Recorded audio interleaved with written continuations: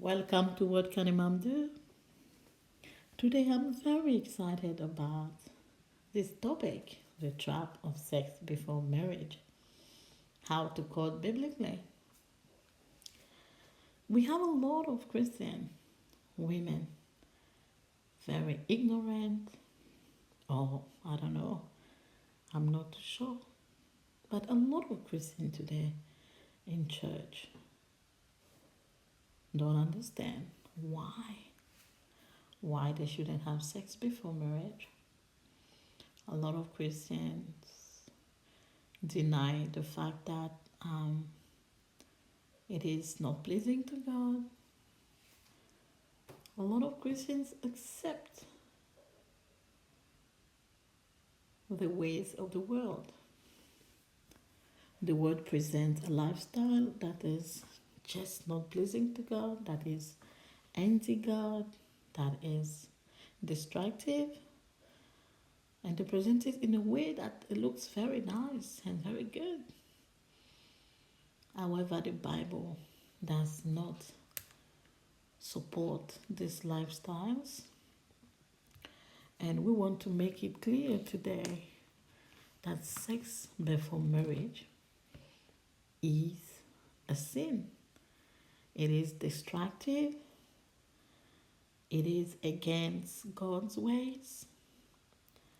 It is not approved by our God. And the Bible defines it very clearly. So why don't we go in our Bibles in the book of 1 Corinthians 7:1-2? It is good for a man not to touch a woman, but to avoid fornication. Let every man have his own wife. Treat the younger women as sisters with all purity. 1 Timothy 2, that's 1 Timothy 5:2. This is the will of God, that ye should abstain from fornication. This one is clear. This is the will of God, that ye should abstain from fornication, but no man go beyond and defraud his brother in any matter, because the Lord is the avenger of all such. For God has not called us unto fornicating, as unto uncleanness, but unto holiness. 1 Thessalonians 4:3-8. So fornication is not pleasing to God. It is uncleanness. He says it so clearly. So let me give you the verses again so you can study yourself. 1 Corinthians 7:1-2. 1 Timothy 5:2. 1 Thessalonians 4:3-8. Why reject sex before marriage? Well, first, because God is opposed to it. It is uncleanness. He is holy, and those that approach him must approach him with a cleansed hand. Why reject sex before marriage? Because within a marriage, sex increases the commitment that binds two people together, whereas sex outside marriage has the opposite effect. Actually, it is an entrance to the development of mature love. It very often breaks up the friendship altogether. First, sex before marriage prevents other aspects of the relationship from developing. The quality that holds a relationship together are trust, honesty, respect, openness, deep friendship, and of course, spiritual intimacy. These qualities take time to develop. We talk, we communicate, we want to know each other anytime and every time, every moment we meet.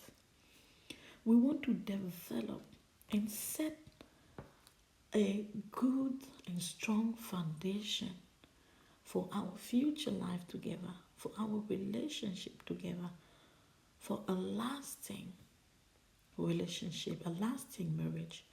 Once we start having sex, we are kind of short circuiting, if that's the word.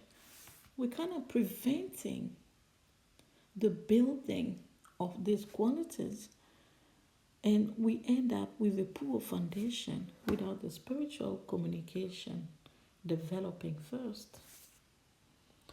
When we focus on the sexual and physical aspect, we then neglect the other qualities that actually the foundational qualities, the primary qualities to develop in a relationship. So that's why it is dangerous to start in a relationship, start sex. This is a shortcut that stops other aspect and the most serious aspect of the relationship to develop.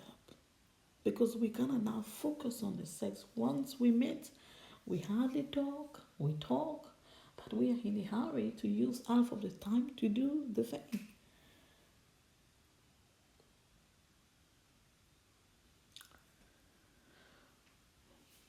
Thirdly, or I would say secondly or thirdly, sex injects fears and guilt into the relationship. Let's take our Bibles in the book of Hebrews 13:4. Marriage is honorable in all, and the bed undefiled, but whoremongers and adulterers God will judge. Why does guilt come? Because of premarital sex? Well, guilt comes because premarital sex violates our God-given conscience. Fear comes as well because your boyfriend gets the privilege of the sex without the responsibility for commitment in marriage. And you are afraid. You are afraid that he may leave you someday. So you pester him to get married. But since it costs so much to get married, and to be honest, the guy isn't ready to get married at the moment, probably not with you. Well, he justifies himself and he says he cannot afford to get married right now. So you have to wait till some indefinite time in the future. This is a subtle form of rejection. You feel somebody is the right person to get married, you love him, you want to spend the rest of your time with him, but he is kind of delaying. He is not moving, he is not sacrificing, he is not willing to take the relationship to a more serious commitment. So you worry and you fear that he may never get around to marriage. You then start feeling insecure. And the more you pester him to get married, finally he gets sick of your nagging him. That when he start looking for somebody else, he end up leaving you. And this is a story that can end up with a lot of hurt, a lot of disappointment. Some even get children in the midst of all that, and it is chaotic. Sex interjects or injects fear and guilt into the relationship. Sex lays a foundation of distrust and lack of respect. Think about it this way.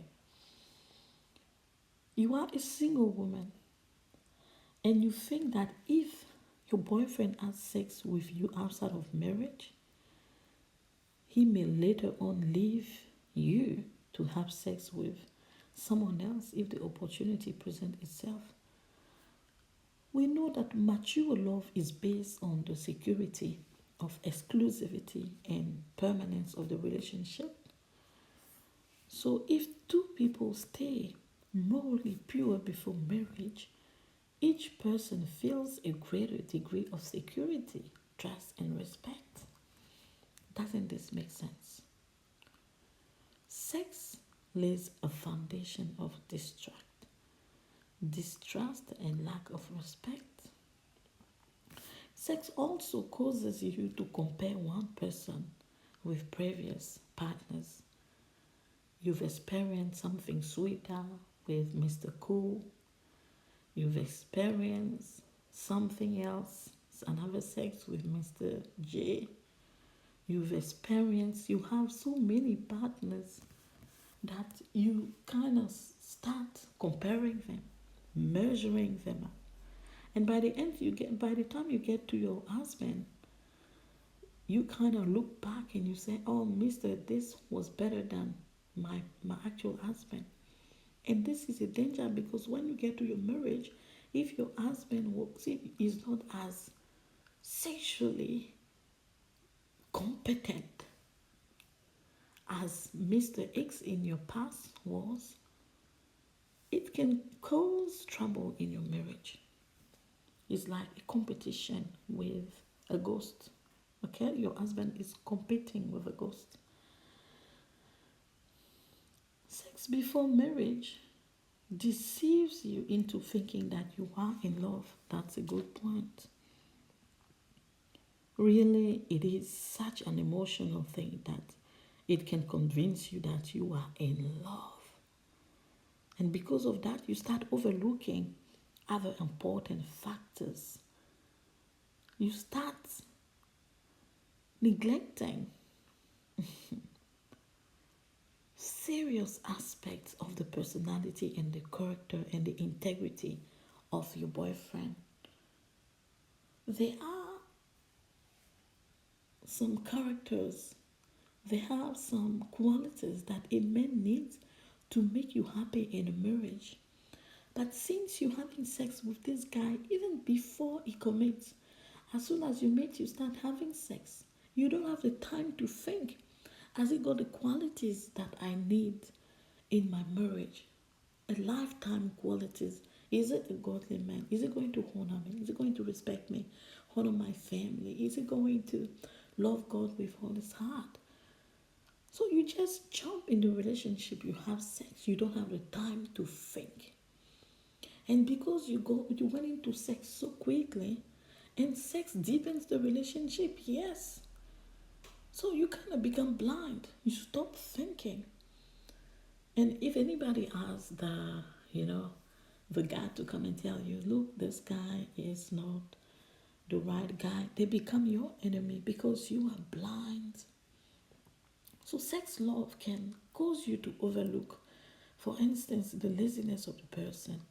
If he's a violence of an abusive guy, drug addiction, lying, unfaithfulness, you get blind over these things. You don't consider those important aspects anymore because you kind of throw yourself into this relationship the wrong way. You start with what should be the end of the relationship.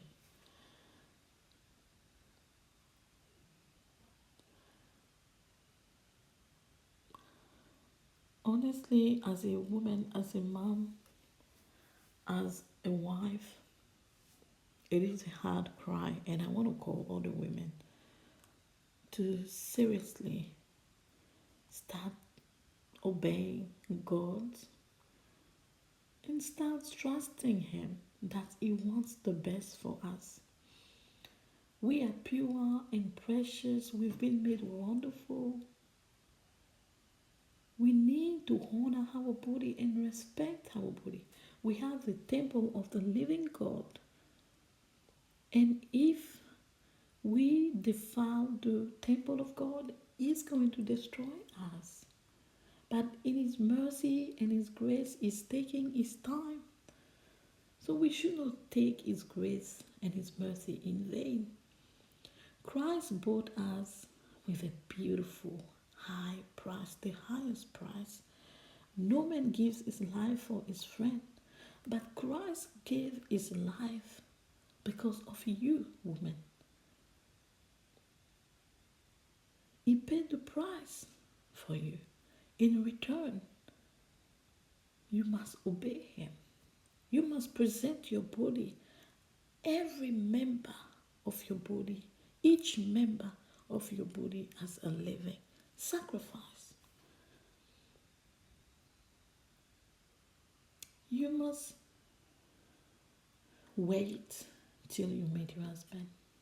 And when you meet the man, he must just, like Jacob, prove that he is the right guy. He must see you parent. He must be a godly man. He must be a man that doesn't even touch you, that he fears God so much that even when you want him to do it, he said, no, I cannot do that. Such a man is the man that is for you. But the man that would like to take you into his bed, he's got no business. He's got no interest in seeing you happy. He doesn't want you to prosper. He doesn't want you to be obedient to the Lord. So really think about that. When you have sex before marriage, when you go from one man to another man and another man, and you sleep and you pull your undies back, you pull your undies down for the first man that comes, you also selling yourself so cheap, because prostitute at least has some money before somebody touches the body. But as women, you are a prostitute, you claim to be a Christian, but you don't even have a price to your body. Somebody just comes in and he gets in, he gets out whenever he wants. He doesn't pay a dowry for you. He doesn't follow any process to see your parent, and you are happy with that. He's using you. And you should get out of this marriage, no matter what he's telling you, how much he loves you. Love is not in the mouth, in the words. Love is demonstrated. The Bible says that Christ demonstrated his love for us in this way, that when we were sinners, he died for us. So when a man loves you, he's ready to work hard like Jacob. Jacob worked hard 7 years plus 7 years to get Rachel, the wife that he loved. Read the Bible, it's in there. You will find a lot of biblical principles about waiting for the husband before getting into sex, before celebrating. And let me tell you that the sex is kind of like a prize, an award for a man that worked hard for you. Is shown his proof, is really demonstrated his capacity to please you, to honor you, and at the end he get it by honoring you in marriage. It makes sense that you say, yes, now you can come and take my body. That's what you get, and this man is going to respect you for doing that. Another aspect of sex before marriage is the spiritual, supernatural aspect. It is a union of two persons. A union. You unite your body to his body, your spirit to his, and your mind, your soul. You become one. The Bible says we become one. So there is an exchange.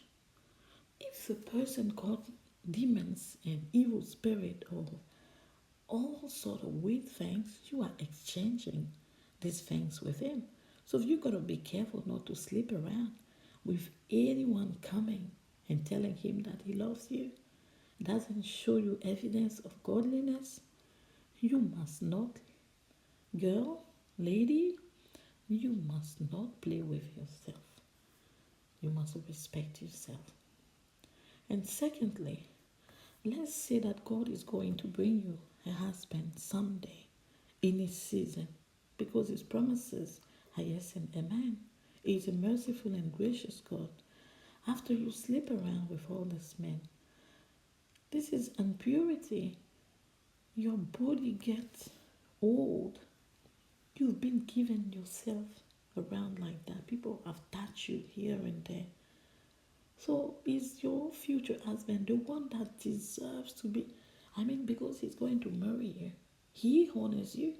Doesn't he deserve a great prize from you? Doesn't he deserve a pure woman, a virtuous woman? But he's going to have the leftovers of some weed, guys. No, ladies, I don't think we should be doing that.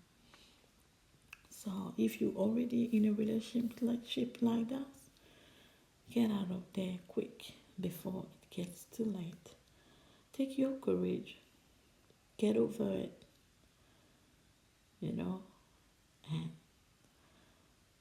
seek God's face. Repent, seek His face. He's gracious, He's merciful. He can change your circumstances.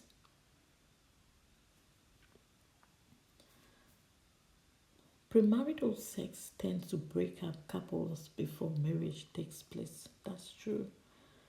Those who have premarital sex are more likely to have their marriages end in divorce. Persons who had premarital sex are more likely to have extramarital affairs as well. Having premarital sex may fool you into marrying a person who is not right for you because sex can blind you to a person's faults. And that's true, we talked about it earlier. Because we focus on the sex, on the romance, we focus on spending time romantically in the bed. We don't take time to observe. We don't take time to set a strong foundation for the relationship. Like I said, if you've done that before, the grace of God is still available. In 1 John, the Bible says that if we say that we do not have sin, we're making God a liar, and His love is not in us. But if we confess our sins, He is just and faithful to forgive us and to cleanse us from our unrighteousness. So you've got to think and pray and ask God to forgive you. And He will do it.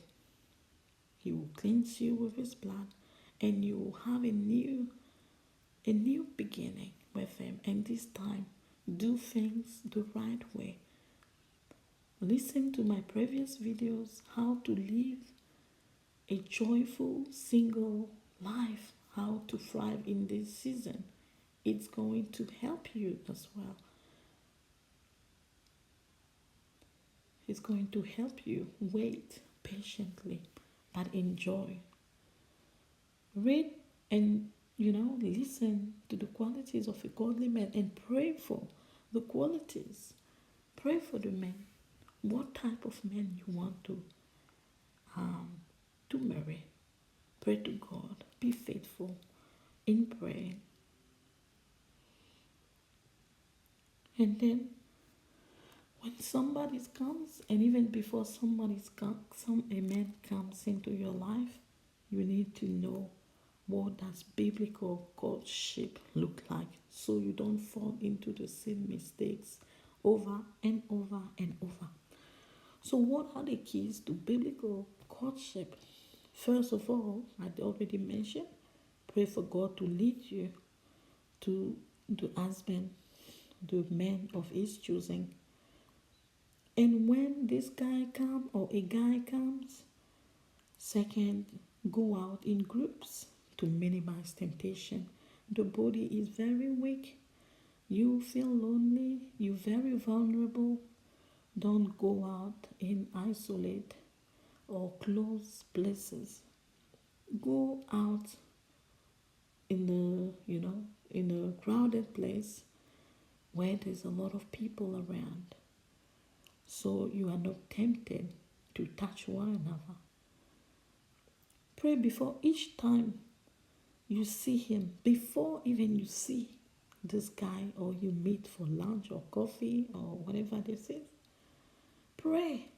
Pray before. Pray the week before. Pray the night before. Pray the very day before. That you will conduct yourself in a Christ honoring manner. Do not let him touch you. That's the fourth point. Do not allow him to touch you, or you are likely to start a physical slide into fornication. Don't play this game. It is very dangerous.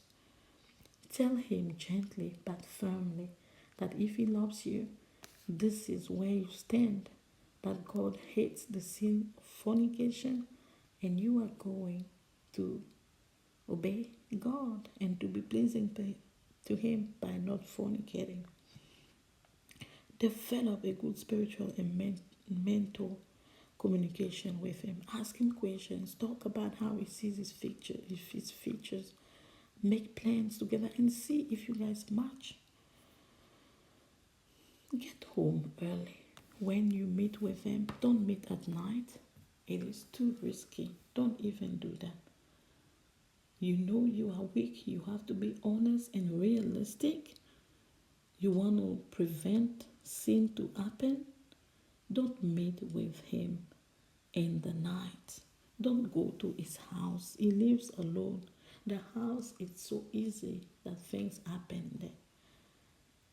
If you go to his house, go with a couple of friends, of people that you are accountable with. Spend an hour and don't ask your friends to get away from you guys. Let people be there. Meet during daytime and go home early. Go home early.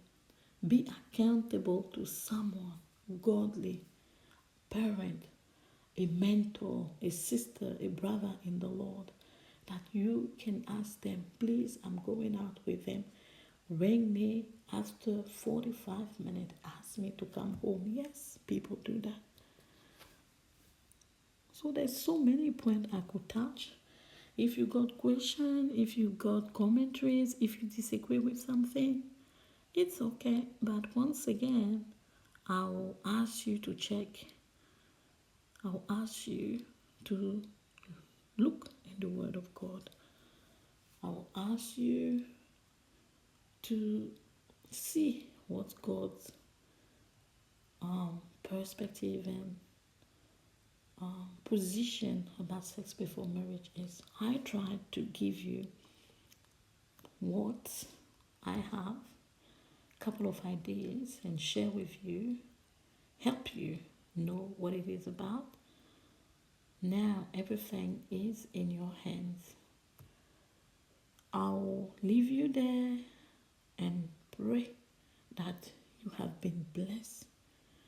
If you have questions and commentaries, do not forget to leave them in the comment section.